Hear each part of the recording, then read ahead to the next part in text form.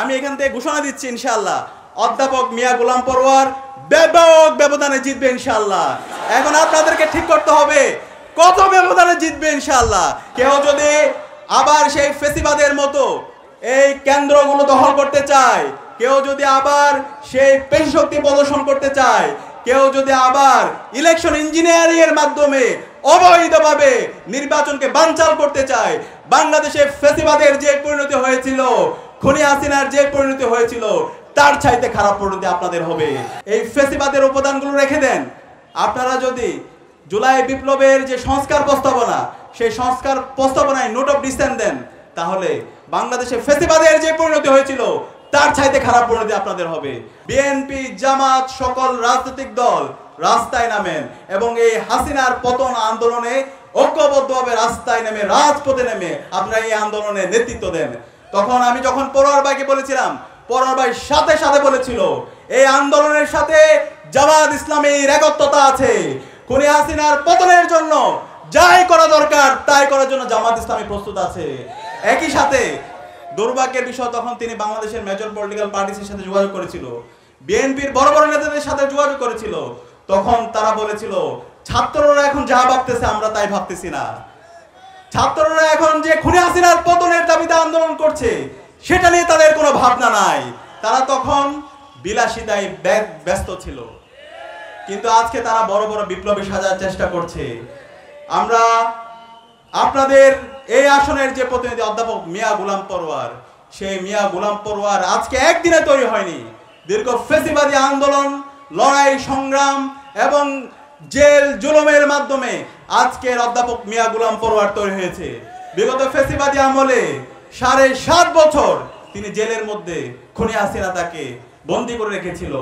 দিনের পর দিন, বছরের পর বছর বিভিন্ন মিথ্যা মামলায় অধ্যাপক মিয়া গোলাম পরোয়ার ভাইকে নির্মম নির্যাতন, নিষ্পেষণ করা হয়েছে, রিমান্ড দেওয়া হয়েছে। অধ্যাপক মিয়া গোলাম পরোয়ার ভাই কথা এবং কাজের মধ্যে মিল রেখেছেন।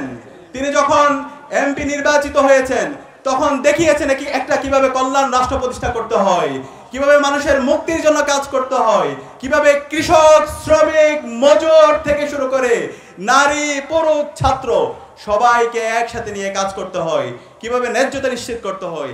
আপনাদের এই অঞ্চলে ওই সময়ে প্রায় 350 কোটি টাকার তিনি কাজ করেছেন, কিন্তু একটা পয়সার দুর্নীতি তার বিরুদ্ধে কেউ তুলতে পারে নাই। আমরা এই ধরনের নেতা চাই যারা তাদের কথা এবং কাজের মধ্যে মিল থাকবে। অধ্যাপক মিয়া গোলাম পরোয়ার এমন একজন নেতা, সরকারের যে বাজেট আছে, আপনাদের ম্যান্ডেট পেয়ে অধ্যাপক মিয়া গোলাম পরোয়ার ভাই তো নির্বাচিত হবে ইনশাআল্লাহ। নির্বাচিত হওয়ার পর সরকার থেকে যে বাজেট পাবে তার চাইতে 10 গুণ বাজেট তার ব্যক্তিগত, তার পার্সোনাল ক্যাপাসিটিটা আপনাদের জন্য নিয়ে আসবে ইনশাআল্লাহ। এবং আজকে আমি এই ঐতিহাসিক গণজমায়েত থেকে আপনাদের থেকে জানতে চাই, আমি এখান থেকে ঘোষণা দিচ্ছি ইনশাআল্লাহ অধ্যাপক মিয়া গোলাম পরোয়ার ব্যাপক ব্যবধানে জিতবে ইনশাআল্লাহ। এখন আপনাদেরকে ঠিক করতে হবে কত ব্যবধানে জিতবে ইনশাআল্লাহ।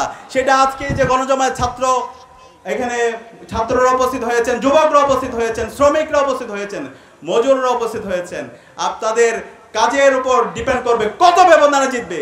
আমি চাই বাংলাদেশের সবচেয়ে বেশি ভোট পেয়ে অধ্যাপক মিয়া গোলাম পরোয়ার খুলনার ডুমুরিয়া এবং ফুলতলা আসন থেকে বিজয় হবে ইনশাআল্লাহ। অধ্যাপক মিয়া গোলাম পরোয়ার তিনি শুধুমাত্র একজন শিক্ষক না, তিনি শ্রমিকেরও নেতা। দীর্ঘদিন ধরে এই অঞ্চলের মানুষের, শ্রমিকের মুক্তির জন্য, তাদের ন্যায্য অধিকারের জন্য তিনি কাজ করেছেন। আজকে আমার সামনে এখানে আমাদের মারা আছে, বোনরা আছে, নারীরা আছে, তাদের অধিকারের জন্য তিনি কাজ করেছেন। আজকে আমরা বিভিন্ন ধরনের নারীদের এম্পাওয়ারমেন্ট নিয়ে, তাদের অধিকার নিয়ে বিভিন্ন ধরনের বয়ান শুনতে পাই, কিন্তু এই নারীদের এম্পাওয়ারমেন্টের যারা কথা বলে তারাই নারীদের উপর বিভিন্ন ধরনের শোষণ করে।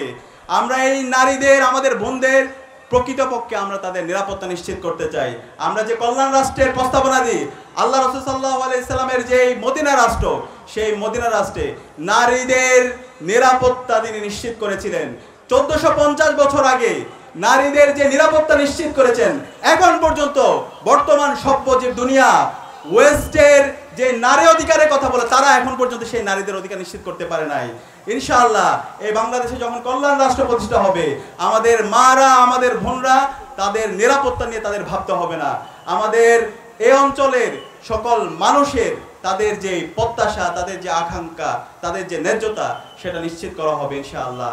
সম্মানিত উপস্থিতি, আজকে এখানে ছাত্ররা উপস্থিত আছে। এই যে জুলাই বিপ্লব হয়েছে, এই জুলাই বিপ্লব এই দেশের ছাত্ররা নেতৃত্ব দিয়েছে। গত 16 বছরে অসংখ্য আন্দোলন সংগ্রাম হয়েছে, রাজনৈতিক দলগুলো আন্দোলন সংগ্রাম করেছে, কিন্তু সেই আন্দোলনগুলো সফল হয় নাই। কিন্তু এই ছাত্ররা এই জুলাই বিপ্লবে তারা আন্দোলনের শুরু থেকে শেষ পর্যন্ত নেতৃত্ব দিয়েছে, জীবন দিয়েছে এবং নতুন বাংলাদেশ নিয়ে এসেছে। আজকের যে প্রজন্ম 18 বছর থেকে শুরু করে 35 বছরের যে প্রজন্ম আছে, তারা গত 16 বছরে তারা ভোট দিতে পারেনি। সুতরাং এই প্রজন্ম আর কাউকে ভয় পায় না। এই প্রজন্ম সবসময় ইনসাফের পক্ষে। এই প্রজন্ম সত্যকে সত্য বলতে শিখে গেছে, তারা প্রতিবাদ করতে শিখে গেছে। এই প্রজন্মকে টাকা দিয়ে কেনা যাবে না। আমরা দেখতে পাচ্ছি আজকে নতুন একটি রাজনৈতিক দল, তারা নিজেদেরকে বড় দল দাবি করে এবং তারা নিজেদেরকে দাবি করছে তারা ক্ষমতায় চলে আসছে। আরে ভাই, ক্ষমতা আসে এত সহজ না। চাঁদাবাজি করবেন, টেন্ডারবাজি করবেন, ভোট কেনার আপনি পরিকল্পনা করবেন, আবার হাওয়া ভবন তৈরি করার চেষ্টা করবেন, আবার মানুষের উপর জুলুম করার চেষ্টা করবেন, নারীদের উপর স্লেট শেমিং করবেন, সাইবার বুলিং করবেন, হ্যারাসমেন্ট করবেন। এই ধরনের যদি আপনাদের অ্যাক্টিভিটিস থাকে, সেই পুরাতন রাজনৈতিক কালচার আপনারা রেখে যান, তাহলে আপনাদেরকে এই জনগণ লাল কার্ড দেখাবে। জনগণ এই জুলাই বিপ্লবের মাধ্যমে তারা ইনসাফের পক্ষে কথা বলতে শিখে গেছে। ইনসাফকে যে প্রতিনিধিত্ব করবে, যারা সত্যের পথে থাকবে, যারা কল্যাণ রাষ্ট্রের কথা বলবে, যারা কথা এবং কাজের মধ্যে মিল রাখবে, তাদেরকেই এই দেশের মানুষ নির্বাচিত করবে, তাদেরকে নেতা হিসাবে তাদেরকে নির্বাচিত করবে। এবং সে জায়গায় অধ্যাপক মিয়া গোলাম পরোয়ার এবং আজকে খুলনা আসনের বিভিন্ন পর্যায়ে যারা বাংলাদেশ জামাত ইসলামের প্রার্থীরা আছে, তারা তাদের কথা এবং কাজের মাধ্যমে তারা তাদেরকে প্রমাণ করেছে কিভাবে একটা কল্যাণ রাষ্ট্র প্রতিষ্ঠা করতে হয়, কিভাবে সকল মানুষের অধিকার নিশ্চিত করতে হয়, কিভাবে ন্যায্যতা ইনশিওর করতে হয়, কিভাবে ছাত্রদের অধিকার নিশ্চিত করতে হয়। আমরা আমাদের আজকের যারা এই বৃহৎ গণজমায়েতে উপস্থিত হয়েছেন, আপনাদেরকে অনুরোধ করব, আপনারা এই টাকা দ্বারা কারো কাছে বিক্রি হবেন না। টাকা দ্বারা কারো কাছে বিক্রি হওয়া মানে আমাদের এই শহীদদের সাথে সুস্পষ্ট প্রতারণা করা। আমি বিশ্বাস করি এই নতুন প্রজন্ম কারো কাছে কোনো টেন্ডারবাজ, কোনো চাঁদাবাজ, কোনো দুর্নীতিবাজ এবং কোনো দুর্নীতিবাজকে তারা তাদের নেতা হিসেবে, তাদের প্রতিনিধি হিসেবে তারা বাছাই করবে না। বরং যারা ইনসাফের পক্ষে কথা বলে, যারা সত্যের পক্ষে কথা বলে, যারা সকল মানুষের অধিকার নিশ্চিত করার জন্য কথা বলে, যারা শ্রমিকের অধিকার নিশ্চিতের জন্য কথা বলে এবং যারা কল্যাণ রাষ্ট্র প্রতিষ্ঠা করার জন্য যারা কাজ করছে, তাদেরকে বাছাই করবে ইনশাল্লাহ। এবং এই তরুণ প্রজন্ম যাদের কথা বলছি, গত 16 বছরে যারা ভোট দিতে পারেনি, সে 18 বছর থেকে 35 বছরের বয়স, তারা ইনসাফের পক্ষে থাকবে ইনশাল্লাহ। ইনসাফের প্রতীক কি? ইনসাফের প্রতীক কি? ইনসাফের প্রতীক কি? দাঁড়িপাল্লা ইনশাল্লাহ। তোর তারুণ্যের প্রথম ভোট, তারুণ্যের প্রথম ভোট ইনশাল্লাহ দাঁড়িপাল্লা ইনসাফের প্রতীক। এই ইনসাফে বিজয় হবে। আগামীর যে বিপ্লব হবে সেটা হবে ইনসাফের বিপ্লব ইনশাল্লাহ। এবং এই বিপ্লবে শহীদদের যে আকাঙ্ক্ষা, শহীদরা যে জন্য জীবন দিয়েছে, একটি বৈষম্যহীন ইনসাফ ভিত্তিক বাংলাদেশ বিনির্মাণ, সেই বাংলাদেশ বিনির্মাণের পথে যে যারাই আছে তাদেরকে এই দেশের মুক্তিকামী ছাত্র জনতা তাদেরকে বেছে নেবে ইনশাআল্লাহ। এবং আমরা আজকে আমাদের এই বাংলাদেশে অসংখ্য সমস্যা দেখতে পাই। এই সকল সমস্যাগুলো নেতৃত্বের অযোগ্যতার কারণে, আমাদের সঠিক সময়ে সঠিক পলিসিগুলো ঠিক না করার কারণে আমাদের এই সংকটগুলো দিনে দিনে প্রকট থেকে প্রকটতর হয়েছে। তো এই সংকটগুলো যদি আমরা সমূলে উৎপাদন করতে চাই, তাহলে আমাদের সৎ নেতৃত্ব দরকার, আমাদের পলিসিগত জায়গায় আমাদের পরিবর্তন করা দরকার। বাংলাদেশে আজকে একটা নীরব বিপ্লব হয়ে গেছে। আপনারা দেখতে পাবেন বাংলাদেশের বিশ্ববিদ্যালয়গুলোতে শিক্ষার্থীরা তারুণ্য আজকে ইনসাফকে গ্রহণ করেছে। যারা বাংলাদেশপন্থী যারা রাজনীতি করে, বাংলাদেশে যারা ইনসাফের পক্ষে যারা কথা বলে, যারা জুলাইয়ের আকাঙ্ক্ষাকে ধারণ করে, তাদেরকে আজকে বেছে নিয়েছে। ইসলামী ছাত্র শিবিরের 4টা ছাত্র সংসদের নির্বাচনে ভূমিধস বিজয় হয়েছে এবং বাংলাদেশের শিক্ষার্থীরা আজকে বসে আছে আগামী নির্বাচনে ইনসাফের প্রতীক দাঁড়িপাল্লাকে ভোট দিয়ে একটি ব্যালট বিপ্লবের মাধ্যমে দাঁড়িপাল্লার যারা প্রতিনিধি আছে তাদেরকে বিজয় করার জন্য ইনশাআল্লাহ। এবং সে জায়গায় আমাদেরকে ভোট দেওয়ার পাশাপাশি আমাদের প্রত্যেকটা কেন্দ্রকে নিরাপদ রাখার দায়িত্ব হচ্ছে আমাদের। এখানে যারা যুবক এবং তরুণরা আছে তাদেরকেই প্রত্যেকটা কেন্দ্র পাহারা দিয়ে সকল ভোটারদের, আমাদের মাদের, আমাদের বোনদের এবং আমাদের চাচাদের এবং আমাদের সকল ভোটারদের তারা যেন নির্বিঘ্নে ভোট দিতে পারে, সেই কেন্দ্রগুলো পাহারা দেওয়া এবং সকল ভোটাররা যেন নিরাপত্তার সাথে ভোট দিতে পারে, সেই অধিকার এবং সেই পরিবেশ আমাদেরকে নিশ্চিত করতে হবে। আমরা কি পারবো ইনশাআল্লাহ? কেউ যদি আবার সেই ফেসিবাদের মতো এই কেন্দ্রগুলো দখল করতে চায়, কেউ যদি আবার সেই পেশি শক্তি প্রদর্শন করতে চায়, কেউ যদি আবার ইলেকশন ইঞ্জিনিয়ারিং এর মাধ্যমে অবৈধভাবে নির্বাচনকে বানচাল করতে চায়, বাংলাদেশে ফেসিবাদের যে পরিণতি হয়েছিল, খুনি হাসিনার যে পরিণতি হয়েছিল, তার চাইতে খারাপ পরিণতি আপনাদের হবে। আমরা সে কারণে অন্তর্বর্তীকালীন সরকার, প্রশাসন এবং রাজনৈতিক দলগুলোকে অনুরোধ করব, আপনারা কেউ এইভাবে অবৈধভাবে ক্ষমতা দখল করার কোনো ধরনের পরিকল্পনা করবেন না। বাংলাদেশে আজকে বিপ্লব পরবর্তী একটা ঐতিহাসিক আমাদের সুযোগ এসেছে। এখানে মেধার ভিত্তিতে, আইডিয়ার ভিত্তিতে এবং ভ্যালুসের ভিত্তিতে এখানে রাজনীতি হবে। যারা ইনসাফের পক্ষ থাকবে, ছাত্র জনতা তাদেরকে নেতা নির্বাচিত করবে, তাদের প্রতিনিধি নির্বাচন করবে। সুতরাং এই সুস্থ নির্বাচন হওয়ার জন্য সকল অংশীজনদের দায়িত্বশীল আচরণ করা দরকার এবং সেই জায়গায় আজকে আমাদের বাংলাদেশ জামাত ইসলামী যারা নেতৃবৃন্দরা আছে তারা দায়িত্বশীল আচরণ করবে ইনশাআল্লাহ। এবং অন্যান্য রাজনৈতিক দল যারা আছে তাদেরকে অনুরোধ করব, এইভাবে পেছন থেকে ক্ষমতা দখল করার আপনারা কেউ চেষ্টা করবেন না। পেছন থেকে ক্ষমতা দখল করার, ইঞ্জিনিয়ারিং করে নেতা হওয়ার যদি কেউ পরিকল্পনা করেন তাহলে আপনারা আগেই পরাজয় হয়ে যাবেন। এই স্বাধীন বাংলাদেশে, জুলাই বিপ্লব পরবর্তী স্বাধীন বাংলাদেশে ক্ষমতা দখল করা, ইঞ্জিনিয়ারিং করা অথবা টাকা দিয়ে ভোট কেনা, সেই রাজনীতি, সেই নেতা হওয়ার খায়েশ এখন আর চলবে না। আপনারা কি একমত আছেন? কেউ যদি টাকা দেয় তাহলে ওর দিকে আপনারা জুতা মেরবেন। টাকা নেওয়া মানে শহীদদের সাথে প্রতারণা করা, এই কাজ করা যাবে না। যারা এই টাকা দিয়ে ভোট কিনতে চায় তারা আপনার থেকে টাকা নিয়ে পরবর্তীতে আপনার উপর জুলুম করবে, আপনার উপর নির্যাতন করবে। সেই ফেসিবাদীরা যেভাবে গত 16 বছরে বাংলাদেশকে একটি অকার্যকর রাষ্ট্রে পরিণত করেছিল, ঠিক একইভাবে ওই ধরনের অকার্যকর রাষ্ট্র হিসাবে তারা বাস্তবায়ন করার জন্য চেষ্টা করবে। সম্মানিত উপস্থিতি, আজকে বাংলাদেশ জামাত ইসলামীর ইশতেহারে তারা বলছে তারা সবার জন্য একটি বাংলাদেশ নির্মাণ করতে চায়। এখানে আমাদের যারা অন্যান্য ধর্মাবলম্বী যারা আছে, অন্যান্য ধর্মাবলম্বী আমরা দেখতে পাই বাংলাদেশ একটি সাম্প্রদায়িক সম্প্রীতির দেশ। এখানে সকল মানুষ একসাথে হাজার বছর ধরে বসবাস করছে। এখানে হিন্দু, চাকমা, মারমা, ত্রিপুরা, রাখায়ন সকল মানুষ একসাথে বসবাস করার বাংলাদেশের ঐতিহাসিক একটি ঐতিহ্য সারা বিশ্বে নজির স্থাপন করেছে। কিন্তু বিগত ফেসিবাদী আমল আমরা দেখতে পেয়েছি হিন্দু বনাম মুসলমান এই ধরনের একটি সাম্প্রদায়িক দাঙ্গা লাগানোর আমরা অপকৌশল দেখতে পেয়েছি। এই অপকৌশলে স্বাধীন বাংলাদেশে চলবে না ইনশাআল্লাহ। আমরা কথা দিতে চাই, অধ্যাপক মিয়া গোলাম পরোয়ার এবং বাংলাদেশ জামাত ইসলামী যদি এই দেশের শাসন ক্ষমতা আপনাদের ম্যান্ডেট পেয়ে নির্বাচিত হয়ে আসে, এই দেশের সকল মানুষরা নিরাপত্তায় থাকবে ইনশাআল্লাহ। এবং এই আমার যারা হিন্দু, চাকমা, মারমা, ত্রিপুরা, রাখায়ন অন্যান্য ধর্মাবলম্বী যারা আছে তাদের নিরাপত্তা নিশ্চিত করার দায়িত্ব হচ্ছে রাষ্ট্রের। রাষ্ট্র তাদের শতভাগ নিরাপত্তা নিশ্চিত করবে ইনশাআল্লাহ।